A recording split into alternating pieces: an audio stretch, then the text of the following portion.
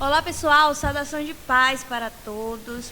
Pronto, estamos aqui com um convidado muito especial, nosso amigo Adriano Dias, que está aqui conosco, um grande pregador da palavra de Deus, é professor de História no Brasil, Rio de Janeiro, pai da Alice e Samuel e esposo da Graciele Dias. Está aqui para poder compartilhar conosco um pouquinho da palavra de Deus, né, que eu creio que está cheio em nome de Glória. Jesus.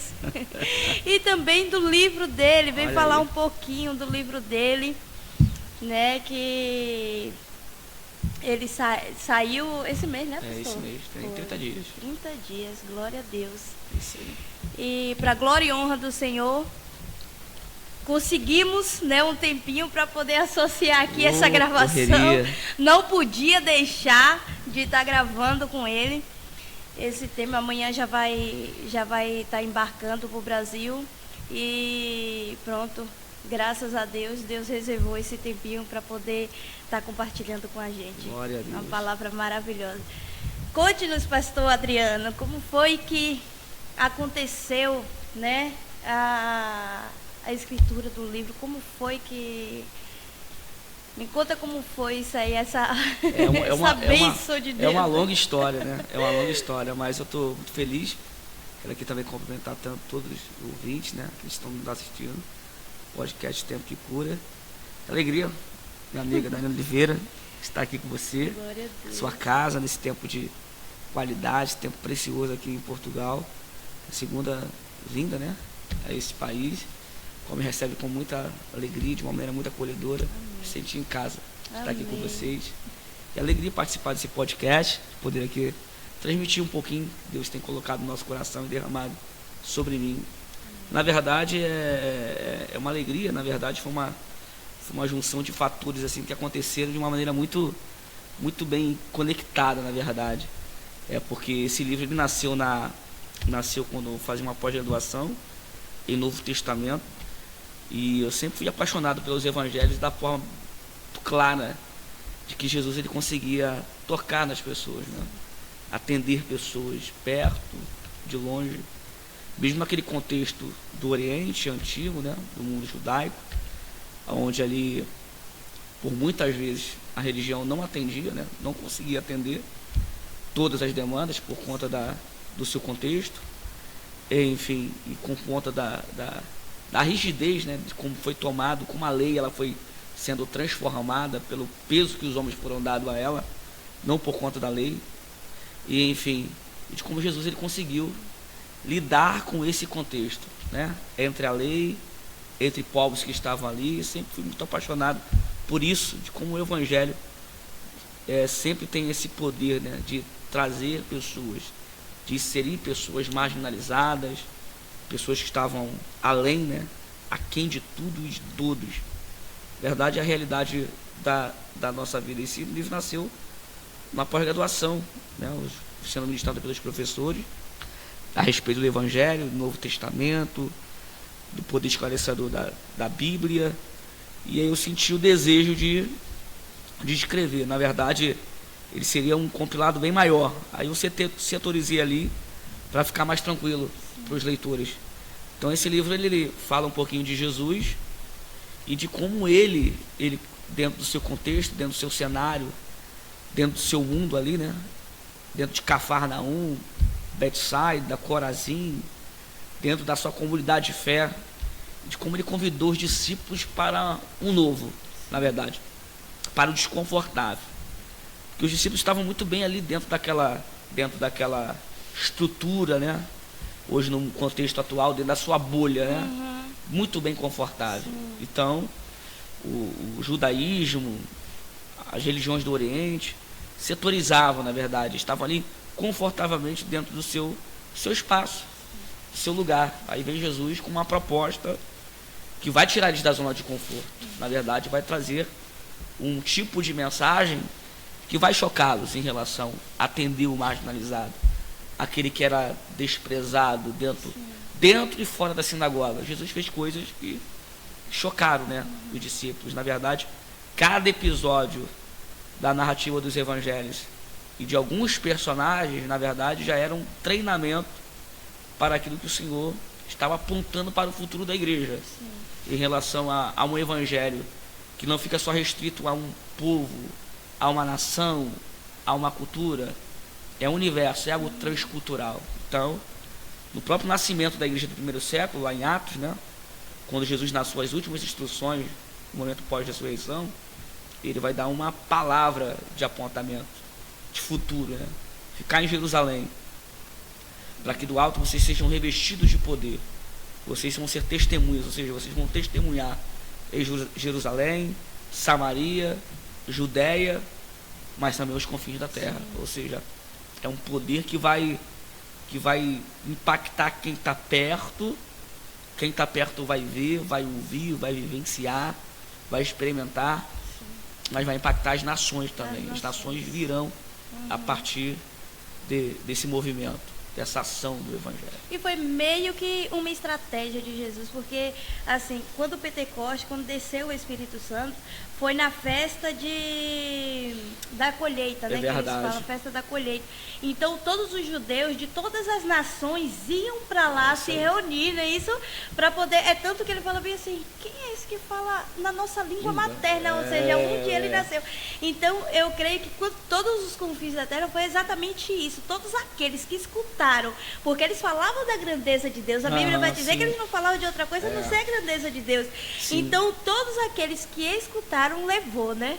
Verdade, foi levando um pouco uma experiência. Era uma agenda muito bem elaborada, na verdade, né? Jesus não dava viagem perdida. Tipo, ao ler a Bíblia você vai perceber que há uma conexão em tudo que é feito, a agenda que é colocada, o lugar estratégico. Jerusalém sempre foi um lugar muito inóspito para Jesus, né? Um lugar muito tóxico para ele, né? Porque pessoas o depreciavam a todo momento. Judeus, ortodoxos, fariseus, eram os religiosos, né? Depreciavam toda a ação de Jesus, mesmo ele trazendo características do Messias, né? Do Messias que cura, do Messias que traz vista ao cego, que traz milagres que estavam registrados no livro messiânico do profeta Isaías, mesmo ele trazendo todas as características, mas a roupagem ali da vaidade espiritual acabava tirando deles a capacidade de ver, na verdade, Cristo, prometido das nações, o Messias esperado. Então a vaidade acabava cegando eles de maneira muito, muito rápida, né? E mesmo com fatos ali, eles depreciavam cada ação. E Jesus, ele não ficava ali de alguma forma reduzido, depreciado, ou ficava entristecido por isso, dizendo, não vou fazer mais. Não, isso não impedia de Jesus fazer. Jesus não caía nessa ideia de aprovação e desaprovação. Ele não contava com isso, ele tinha um ministério a cumprir.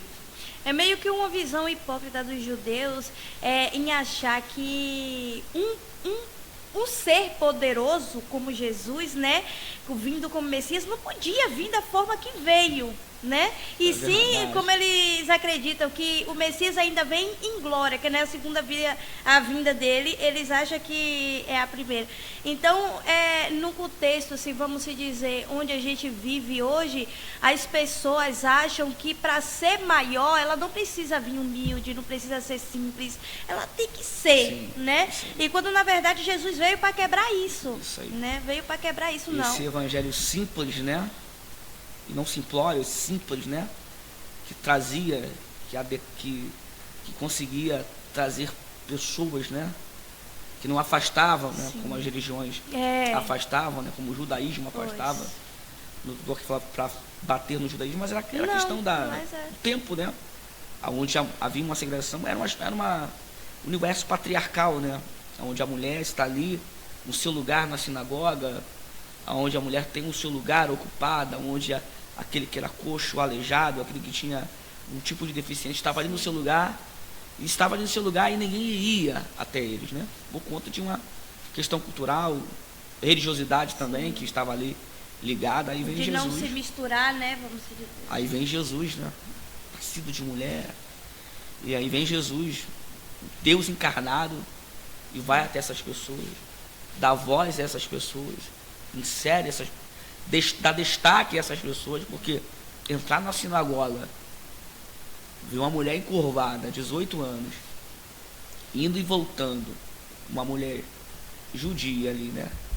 Ela ia, 18 anos, estava lá na sinagoga, aí vem Jesus, olha para ela, chama ela para o meio, coloca as mãos, aquilo ali era algo chocante demais para aquele tempo, entendeu? Trazia a mulher lá de trás, enferma, 18 anos. O texto ele é amplo, né? Ele é muito completo, né? Porque ele não era só uma patologia, era um espírito de enfermidade. Tinha um mal ali alojado nela, e a religião cega, né?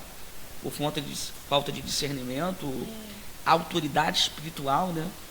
Aí o Cristo está ali olhando para aquela mulher, não é só uma... Aí chama ela e dá luz a ela, né? Pois. Aí o principal da sinagoga ficou, pô, Shabá, sábado, vem outro dia. Aí, pô, hoje não é dia disso para isso, vem outro dia, não Shabá não. Aí Jesus vem, não, poxa, você é hipócrita. Ele toma a frente dela, né? Ele é a voz, né, que defende ali aquele que está sendo oprimido, né? Pela aquela religião e também pelos demônios. Ele manda o mal embora. Diz, não, quando é o animal de vocês soltam perto dos rios, perto da fonte das águas, por conta do Shabá, para se alimentar, para não morrer de sede. Agora, essa mulher também é filha de Abraão, ou seja, os animais valem mais do que ela? Não. Já que vocês não podem soltar, eu solto ela. já que vocês não podem levá-la até a fonte, eu sou a fonte.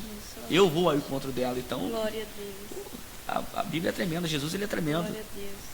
E tem, eu vejo algumas especulações, pastor, de alguns pastores, né, que diz que a gente não pode mais olhar para o Velho Testamento. O senhor já teve uma coisa dessa, assim, de alguém chegar e falar, não, a gente não deve olhar mais para o Velho Testamento? Na verdade, é uma junção, né? Não tem como você não entender.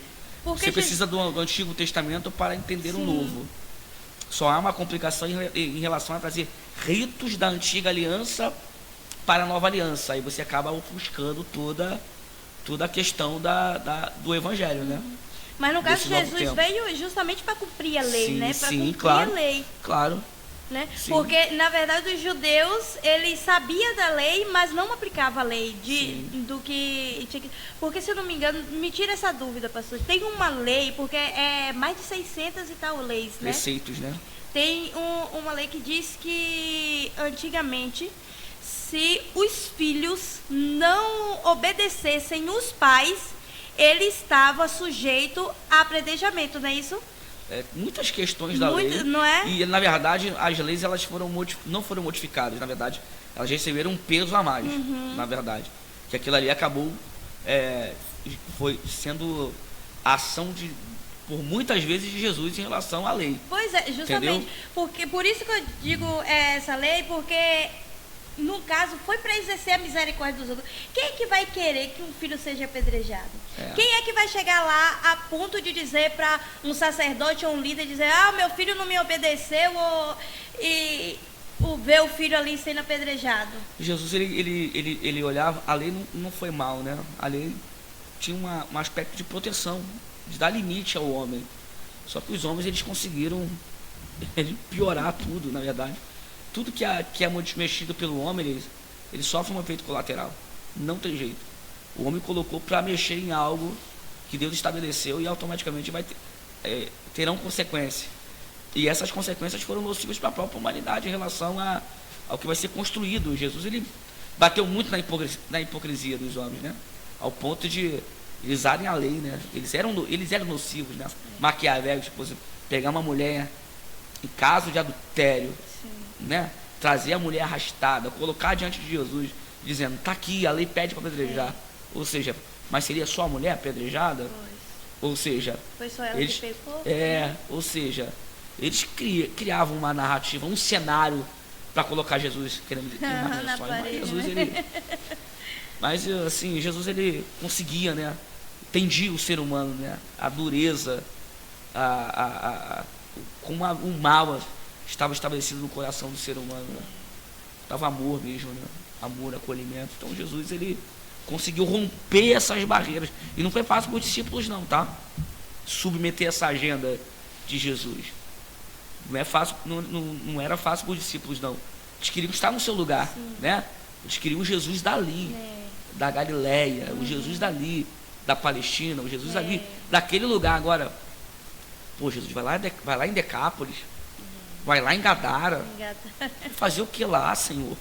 Vai fazer a gente atravessar o mar, lá em Marcos 5, né? Atravessar o mar Brasil, tempestade, batalha, chegar lá, enfrentar um gadareno, um endemoniado, um lugar onde a cultura é diferente da nossa.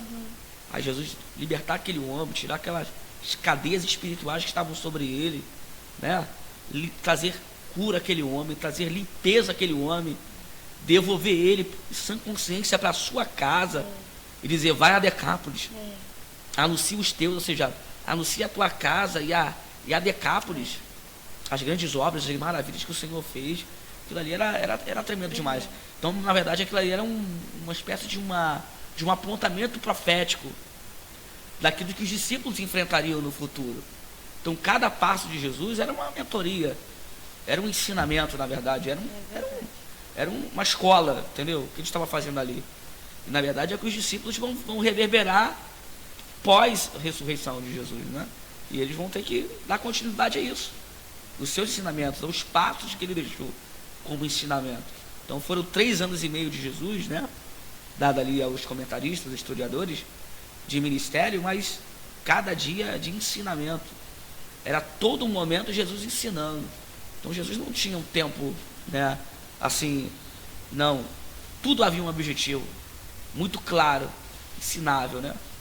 Então as parábolas que ele contava, as multidões que eram impactadas com ele, e a cobrança para eles também, porque às vezes a ação era para todos, e às vezes a aplicação para eles era um pouco mais peculiar, era um pouco mais destacada. Queria saber, e vocês, o que vocês aprenderam? Jesus sabia muito bem quem era a multidão e quem eram os discípulos, entendeu? Sabia muito bem setorizar essas coisas, e às vezes a cobrança dos discípulos que estavam mais próximos, porque quem está próximo, né? Mais cobrado é. Mais cobrado. A intimidade dá. Justamente, mais cobrança, e é verdade. Pastor, na visão do senhor, assim, como é que eu posso dizer? Hoje em dia a gente vê muitos blogueiros, muitos influenciadores dizer assim, Jesus é amor, Jesus não precisa não é roupa que me leva para o céu, não é porque eu canto aqui que vai me levar para o inferno. Qual é a visão do senhor enquanto a isso? Porque para mim ou é crente ou não é, ou é cristão ou não é, porque encontrar Jesus é transformação. Sim. Então, se não foi transformado, por que não encontrou com Jesus ainda, né? O que acontece? As pessoas querem tentar. Hoje é uma polarização do evangelho, né? Hoje há uma diversidade, na verdade, há uma globalização, há uma mundialização, há um fator global que o mundo está vivendo, na verdade, onde as variações culturais elas vão se misturando. Então as pessoas, Deus entende muito bem o que é cultura. Sim. Deus entende muito bem o que é pecado, entendeu? Sim. E o Espírito Santo ele acaba também tratando a vida do ser humano. Agora, você dar limitações ao ser humano, eu acredito que existem coisas que o Espírito Santo ele vai dar a mim numa direção que não dará a você. Sim. Entendeu? Porque não é só uma questão cultural, é uma questão relacional também. Entendeu? De repente aquilo que para você é pecado, para mim não tem muito peso, entendeu? Sim. Mas dependendo do contexto cultural, social, da sua vivência, experiências com Deus, de você viveu na sua vida sem o Evangelho, sim, vai te proteger hoje. Porque existem lacunas, caminhos que você trilhou que eu não trilhei. Sim. Então jogar tudo na base da cultura e mergulhar nisso, eu entendo muito bem. Muito bem as culturas, entendo muito bem as regiões, entendo muito bem. Mas eu acredito também no Espírito Santo também que fala também. Quer dizer, isso não é para você. Esse tipo de roupa não é para você. Esse tipo de ação não é para você. Isso não faz parte daquele que... Agora, jogar isso no bujo cultural, onde o Evangelho e o Espírito Santo está submetido a uma questão só cultural, eu acho que não. Eu acho que o Evangelho é transformação mesmo. É transformação. E essa transformação na mente, daquilo que ele mexe por dentro, vai reverberar por fora. Sim. Há um problema. E qual é o problema? Quando eu só trato só o que está fora e não vejo o que está dentro. Aí é religiosidade. Aí a gente cai num dilema, de um fator praticamente errado, né? O estereótipo. Sim. A minha aparência. Não preciso ter aparência de santidade. Tem que viver santidade. Tem que viver santidade. Tem que ser aparência de ser crente. Eu tenho que ser crente. Na verdade, aquilo que está do lado de dentro, na verdade, a pureza do lado de dentro não vai jorrar uma coisa contraditória para o lado de fora. Sim. Se do meu lado de dentro, do meu coração, da minha alma, do meu espírito, clama por pureza, santidade, buscar a Deus, o meu estereótipo não vai pregar algo diferente. Sim. Na verdade, haverá um alinhamento. O que está dentro, o que está fora. Mas agora, quando alguém usa esse tipo de artifício, né? Não, é o meu coração. Na verdade, é o Evangelho, né? Aqui, o meu estereótipo. O estereótipo fala assim. Claro que fala. A minha fala, como eu me comunico, as minhas ações, tudo fala. Entendeu? Tudo fala. Então, eu acho é um perigo. Eu jogar no bojo da cultura ou do acho, para mim não é desse jeito, porque não é para mim, né? Não é do meu jeito. Acredito que o Espírito Santo, quando faz morada numa pessoa, né? Ele mexe com a estrutura. Ele mexe. Entendeu? Não tem lugar para a mão de Deus, não. Senhor, o Senhor trabalha aqui, mas o Senhor não entra aqui, Ou seja, existem limitações para o Espírito Santo fazer? Não, ele faz. Ele mexe no coração, ele mexe na fala. E a própria Bíblia, né, lá claro. Em 1 Coríntios, vai dizer que a gente morre para o mundo, né? A gente morre para nós. Sim, e vive para Cristo. Ou seja, o que você fez a partir daquele momento para trás já não existe mais. Agora, o que você vai fazer de agora para frente diante do que Deus quer que você faça. É submeter ao Espírito Santo, na verdade, né? Se o crente entender isso. Espírito Santo. Ele ainda fala. Ele é uma pessoa. Ele fala. Ele vai trazer, ele vai te incomodar. Agora, quando o crente ele perde essa percepção, aí que é o problema. É um chamado a uma... a obediência, é verdade, uma comunicação. Aí falta um pouquinho de intimidade, na verdade. Eu acredito dessa forma, entendeu? Porque o Espírito Santo falava, né? Por quantas vezes falou a Paulo. Paulo é um homem que tinha muita intimidade com o Senhor, né? Um homem escritor de cartas lindas do Novo Testamento. Um homem tinha uma ação espiritual poderosa, usado pelo Senhor, de muitos dons, e o Espírito Santo se comunicava com ele e falava: não passa, não atravessa, não vai, não entra. Então, o Espírito Santo é uma pessoa. É verdade. Eu acredito nesse Evangelho que respeita a diversidade cultural, mas o Espírito Santo também que tira também, dizer: não, isso aqui não, isso aqui não, entendeu? Aqui não, eu quero isso aqui, entendeu? Mas basta o ser humano submeter a isso, né? Se submeter a isso. Amém. É isso. Glória a Deus. Pastor, o que eu ia perguntar, meu Deus? A gente tá, quando está conversando, dá aquele, né? A mente está girando, e depois fica, dá aquele branco. Mas assim, pronto, que diferença o senhor viu sobre as igrejas do Brasil com as igrejas aqui na Europa?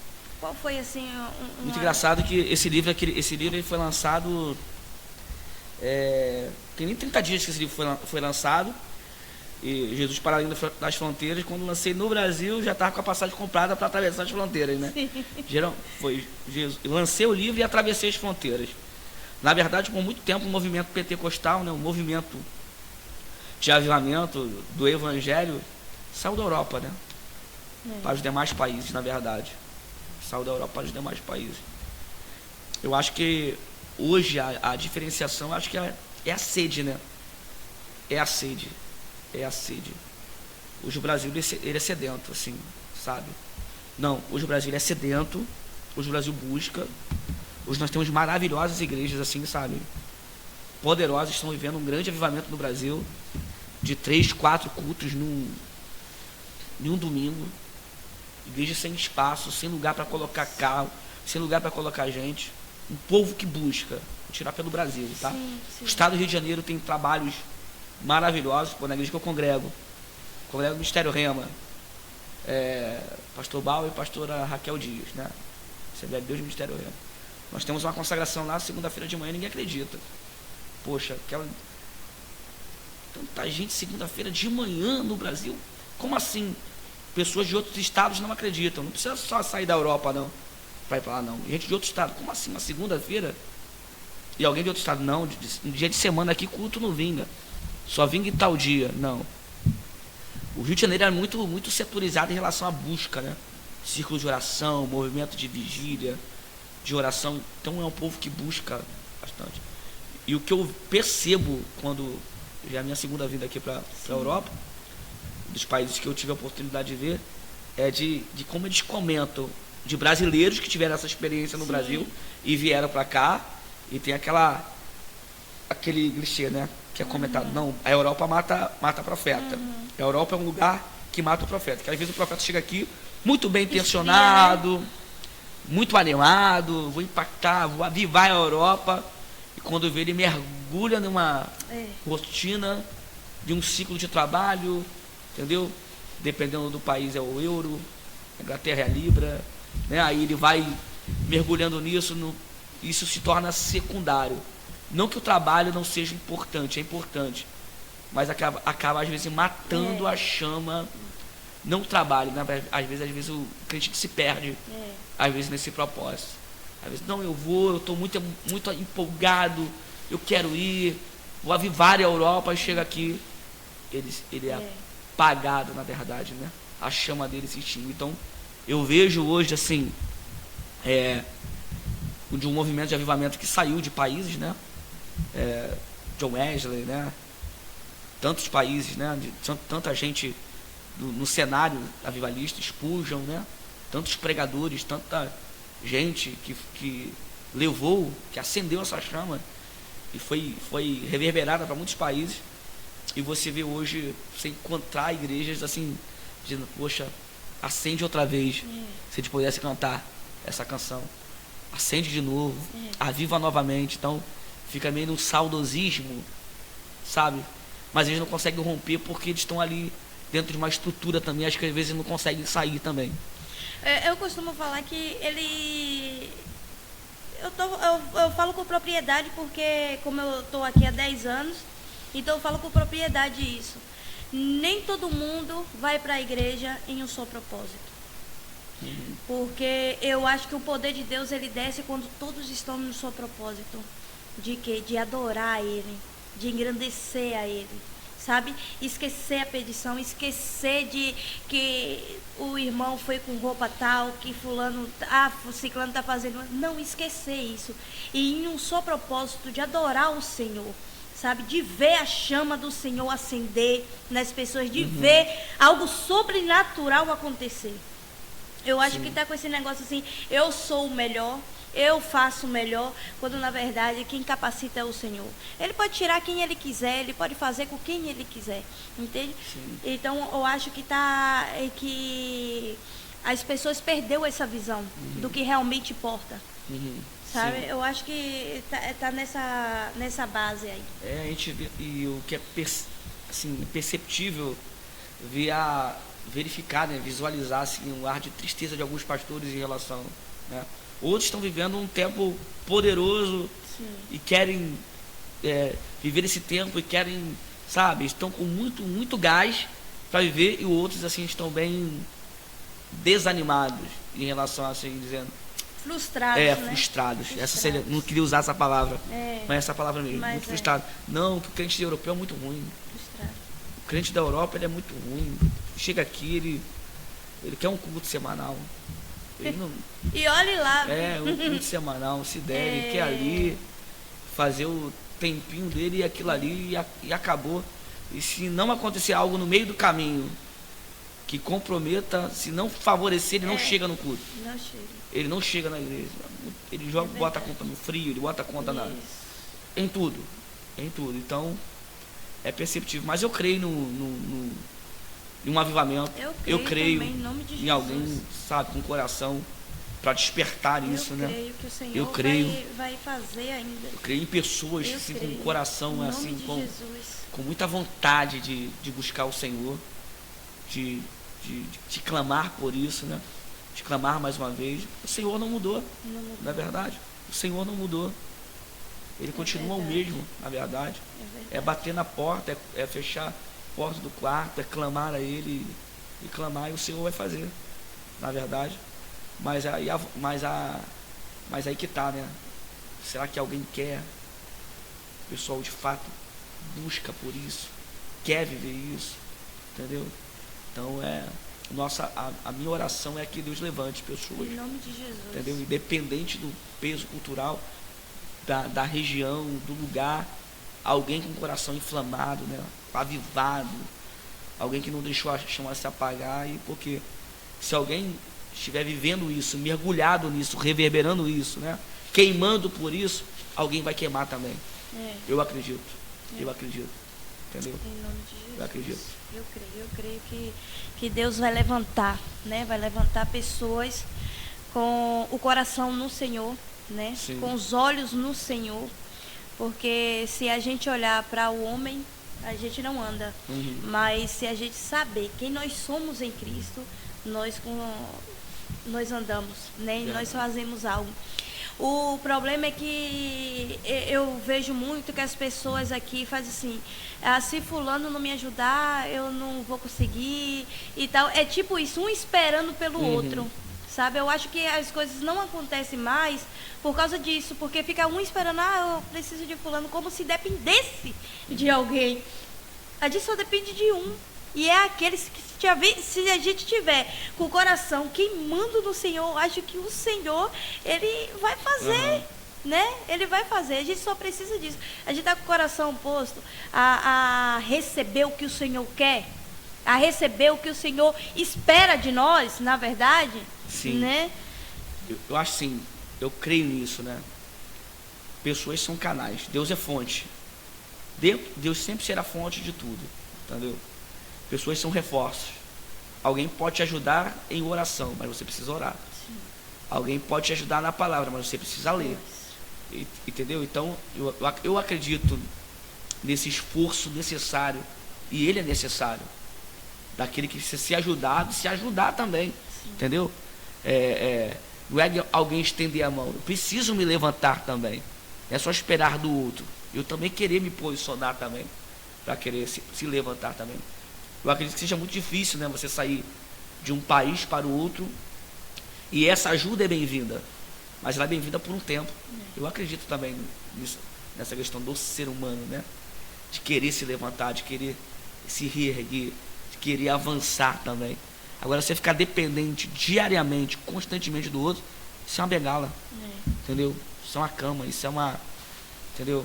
Você vê lá em Marcos 2, aqueles amigos, né, que emprestaram as suas mãos para levar o seu amigo até Jesus, né? Usaram aquela estrutura que é a maca e as mãos, anônimos, né? Fizeram força, levaram o amigo até Jesus, conduziram até o amigo. Ele só conhecia a palavra andar, estrutura, condicionada à mão de alguém. Quando alguém coloca a mão, eu ando. Quando alguém coloca a mão, eu consigo me movimentar. A estrutura me faz andar. O que é a maca? A maca, a cama, a mão de alguém. Aí Jesus vem. Quando chega lá dentro daquele lugar, Jesus levanta, né? No meio daquela oposição toda de pessoas que estavam ali, não acreditaram, disseram, Jesus dizendo, perdoados estão os teus pecados, e aquelas pessoas dentro da casa, naquele cenário de incredulidade, dizendo, concordo. Será que isso mudou? Eu vejo às vezes uma evangelho dessa forma, Deus liberando palavras proféticas. Alguém está no culto ali, diante de uma realidade, e alguém olha para a realidade e pensa, poxa, não dá, não combina. Alguém pode dizer, eu não concordo. Mas Deus está dizendo, não vou fazer. O que é mais fácil? Porque para alguém não concordar, eu concordo, eu quero fazer. Eu quero fazer, não depende da concordância. De alguém concordar, de alguém legitimar, de alguém chancelar, de alguém dizer que eu posso. Eu decidi fazer. Às vezes, o que é mais fácil dizer? Perdoados estão os teus pecados, ou levanta e pega a tua cama e anda? levanta, pega a tua cama e anda. No meio daquela oposição, ou seja, no meio daquela discordância, Jesus faz algo que vai chocar. O que é a cama? A estrutura dele. Sim. A estrutura agora não está mais embaixo dele, está do lado dele. Jesus fez a estrutura ser mudada, na verdade. Agora a minha palavra é a tua estrutura. Levanta e anda. Agora, para andar, você não depende mais da... Eu creio num Deus que quebra esse tipo de dependência. Amém. De estrutura, Glória de alguém a que Deus. está condicionado à mão de alguém, o dinheiro de alguém, a fala de alguém. Aí vem Jesus e diz, não, isso não é tua estrutura não, tua estrutura vai mudar agora. Levanta, pega a tua cama, pega a tua maca, pega a tua estrutura e anda. Agora para você andar, você andou até aqui debaixo da mão de alguém. Você conhecia andar a partir da mão de alguém, é a mão que te levava. Agora não, agora não é mãos que te levam, agora é minha voz que te leva. Aleluia. Agora a estrutura mudou. Levanta, pega a tua cama agora e anda. Eu estou mandando você andar, eu estou mandando você sair, eu estou mandando você ir. Ou seja, Deus, ele tem o poder de nos libertar, na verdade, né? Alguém está refém da mão de alguém, do nome de alguém, da porta de alguém. Não, se não passar por essa porta, o negócio não vai acontecer. Como se Deus fosse refém de uma porta, refém de um nome. Tudo que a gente precisa é do vai dele, e é do nome dele, do poder dele. A estrutura, ela foi modificada, ela foi alterada. Aleluia. Eu creio nesse Jesus. Glória a Deus, glória Aleluia. a Deus. Glória a Deus. Nossa, pastor, foi muito bom, né? O tempinho Meu foi Deus. pouco, foi curto. Voou o tempo, né? Voou o tempo. Meu Deus. Mas foi muito bom, pastor. Foi muito bom mesmo ter aqui conosco. Muito obrigado por esta palavra. Glória a Deus. Em nome de Jesus, eu só quero que no final agora o Senhor dê um conselho aí às pessoas. Acho que os nossos ouvintes, a maioria são daqui da Europa. Aham. E o Senhor deu um conselho, né? É. Eu posso dar um conselho a essas pessoas que estão enfraquecidas na fé, porque quando chega aqui é muita... Eu creio que é muito trabalho, muitas coisas, e acaba enfraquecendo É. a fé deles. Muita enfraquecendo informação ao as mesmo famílias, tempo, né? Muita É coisa, verdade. muita coisa que estabelecido como prioridade, né? E a gente vai esquecendo de fato o que é prioridade. O que é prioridade, de fato? Quando eu trabalho, esqueci o nome de um teólogo que fala sobre isso, não sei se foi Spurgeon, que fala, quando eu trabalho, eu só trabalho. Mas quando Deus trabalha, não é só trabalho. Entendeu? Então, a minha fala neste dia é que você saia dessa limitação. Assim como Jesus ele foi para além das fronteiras, que você ultrapasse seus limites. Meu conselho, né? Sim. Que você passe essa limitação que, quem sabe, o europeu está vivendo. Você consiga ir num nível a mais. Sair desse nível, sair dessa margem. Como aquele varão, né? Medindo um cordel de medir, dizendo água sobre os artérios, água sobre os tornozelos, água sobre os joelhos. Ou seja, Deus está convidando. Deus está convidando o europeu, Deus está convidando aquele que quer mergulhar um pouco mais, está convidando alguém para mergulhar um pouco mais, inverter as prioridades, na verdade. Não dizer que o trabalho não é prioridade, não dizer que a família é prioridade, dizer que Deus ele é o pilar de tudo. Ele não está no final, ele está no topo de tudo. Entendeu? Aleluia. Entendeu? Que alguém está pensando de repente começar o dia e já começar a ganhar €1. Pode separar um tempo ali para um devocional, para um momento de oração, de leitura da palavra de Deus, que essa receita ela é infalível, não tem como dar errado, com certeza dá certo. E que vocês possam ir para além das fronteiras, você busca lá, no Instagram lá, Amém. se alguém quiser Glória a adquirir, Deus. depois me procura lá no direct, lá, Aleluia. Adriano.Dias Oficial, e vambora. Aleluia. Jesus tem algo para fazer Glória poderoso, a Deus. e todas as vezes que eu venho aqui na Europa, eu venho com o coração para derramar. Amém. E eu vejo no meio da multidão gente muito disposta a Amém. receber, e continue assim. Amém. Em nome de Glória a Jesus. Deus. Aleluia. Glória a Deus. Muito obrigado por estar aqui até agora conosco. Eu peço que você compartilhe, né, com seus amigos, seus familiares e até seus inimigos, que precisa também de ouvir a palavra de Deus e ter salvação. A salvação é para todos, meu irmão. A salvação é para todos. Então não deixe de compartilhar, de curtir, e não esqueça também de se inscrever no nosso canal, tá bem? vidas podem ser transformadas e até mesmo curadas através de um testemunho e de uma palavra do Senhor. Porque a palavra dele é viva e eficaz. É isso aí, gente. Procura lá. Se inscreve no canal, curte, compartilha no Instagram, manda esse aviãozinho para todo mundo, marca e fica aqui a gente aqui. Tempo que cura, tá bom? Glória não a Deus. tem intelectualidade, não tem geografia, porque nesse período aqui, os gregos dominavam o mundo, intelectualmente falando, os romanos dominavam o mundo, geopoliticamente falando, e Jesus colocou gregos e romanos na mesma mesa. Aleluia. Não tem intelectual, não tem economia, o evangelho é para todos, é o Aleluia. convite. Pregue Jesus, Aleluia. reverbere Jesus, derrame Jesus, queime por ele, derrame por ele. Aleluia. Glória a Deus. Deus abençoe. Amém. Glória a Deus. Glória a Deus. E aí?